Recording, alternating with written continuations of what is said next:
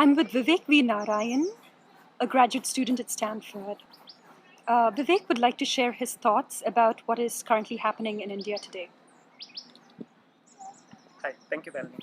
Um, Thinking about the JNU crisis that's currently unfolding, I was thinking there's two ways you can look at it immediately. One by itself, and the other is part of a larger series of events that have occurred recently. Um, Even by itself, questions of academic freedom, the right to political freedom, including freedom of expression and organization, um, the criminalization of dissent that's been happening all over India, largely using these archaic colonial sedition laws. By itself, these issues make it quite an outrageous event that has just happened, and that is currently unfolding as we speak. But it gets a lot worse if you put it as part of a larger series of events where there's various kinds of violence that's being orchestrated all over the country. The first, you can think of this as a kind of almost bureaucratic violence. You have Rohit Vemula's institutional murder at the Hyderabad Central University that comes to mind. Even before that, you have the Ambedkar Periyar Study Circle, the temporary derecognition of them that IIT Madras tried and then had to roll back after very effective protests against it. And currently, you have this sustained police action on Jagdalpur legal aid that's happening. A team of really outstanding lawyers that have been engaged in human rights work in Jagdalpur. You also have this sort of stray lumpen violence that's happening all over the country. There were threats of attack, if we remember, on Rohit Vemula. There were actual attacks on Kanhaiya Kumar in court by lawyers, supposedly.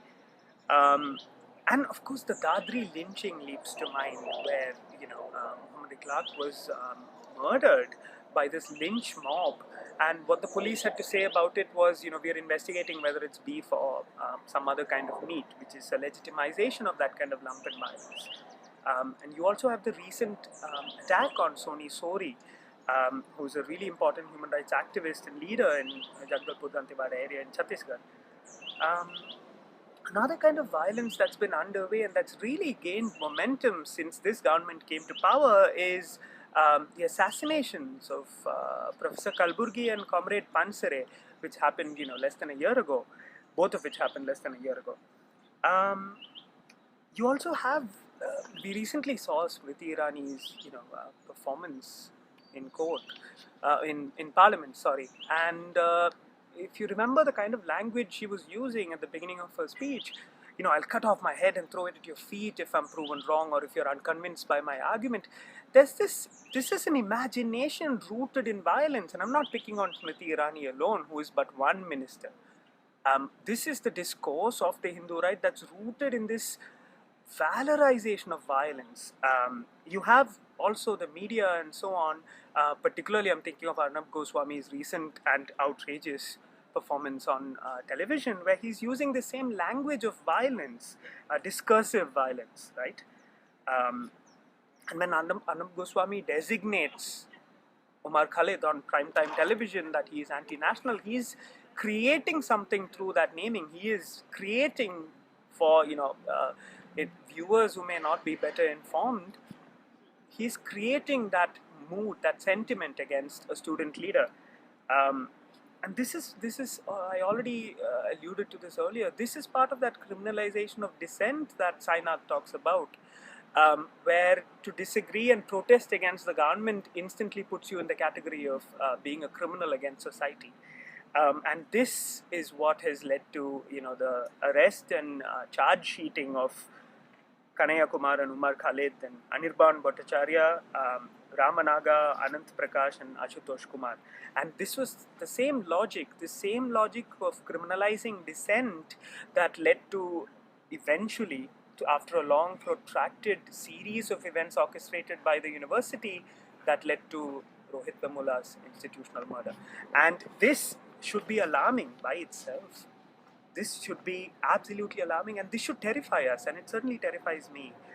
So the JNU crisis makes a lot more sense when we look at it within a larger context. It is far more dangerous when we look at the other events that have been happening around the country. And like I said, there's the bureaucratic violence, lumpen violence and assassinations, discursive violence, and the criminalization of dissent.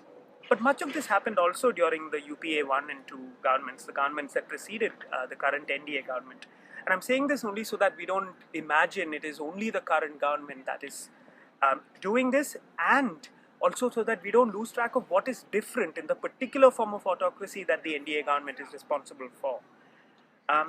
There is, however, something very different about this government, about the NDA government. And what is different, I think, to my mind, is this: there is an incredible cohesion of these kinds of violence that are being worked out. Much of this violence works through articulating itself through this, what we may think of as a kind of brand ideology of Hindutva. You have independent entrepreneurs, as it were, articulating and selling their brands through the ideology of Hindutva. And you have, what I think of as an entrepreneurship model of violence. And indeed, if you look at, places like Mangalore, a lot of the leading leaders of the Hindu right there are businessmen. They were formerly, sort of men of prominence in the area of various kinds of backgrounds, some of it criminal and well known and well established to be that. So this entrepreneurship model of violence is what is, I think, different about this government. And you can think of Dadri, and I've already mentioned this earlier. Dadri is an example of this entrepreneurship model of violence, where locals gathered together under leadership of some kind of local leader there, and then you have the police and the Hindutva ideologues sort of backing that up with various statements and so on. And in this sense, Sainath is absolutely right when he says that the market fundamentalist forces and the Hindu right-wing fundamentalist forces always work hand in hand. I think he is spot on about this. And now what is different about this NDA government is that they have learned that entrepreneurship model from the market fundamentalists, from their market fundamentalist friends. And this should be alarming to us. This should absolutely be alarming. And there is another time when we saw this kind of absolute cohesion between the state forces, the lumpen sort of goons, and the media, all working together under one ideology and pushing one particular line. That was Gujarat in the early 2000s, particularly Gujarat 2002. And this is what we see happening in India. And the JNU crisis right now gives us one opportunity to articulate our objections to what is a pan-Indian phenomenon.